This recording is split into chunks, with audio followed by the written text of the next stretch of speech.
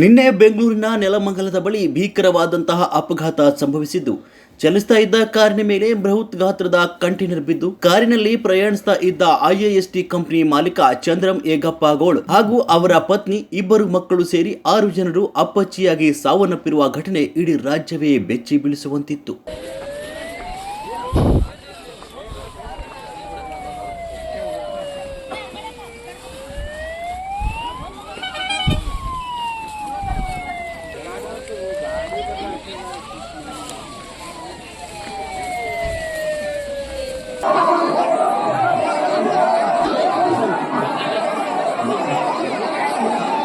ಇದೀಗ ಮೃತಪಟ್ಟ 6 ಜನರ ಮೃತದೇಹಗಳು ಮಹಾರಾಷ್ಟ್ರದ ಜತ್ತ ತಾಲೂಕಿನ ಮೊರಬಗಿ ಗ್ರಾಮಕ್ಕೆ ತಲುಪಿ ಒಂದೇ ಸ್ಥಳದಲ್ಲಿ 6 ಜನರ ಸಾಮೂಹಿಕ ಅಂತ್ಯಕ್ರಿಯೆ ನೆರವೇರಿತು.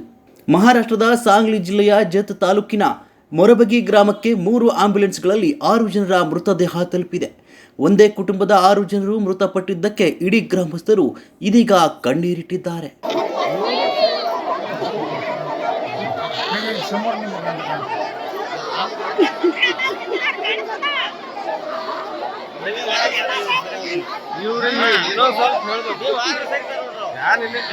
ಬಡತನದಲ್ಲಿ ಬೆಳೆದು ಚಂದ್ರನ್ ಏಗಪ್ಪಗೋಳ್ ಅತಿ ದೊಡ್ಡ ಸಾಧನೆ ಮಾಡಿದ್ರು.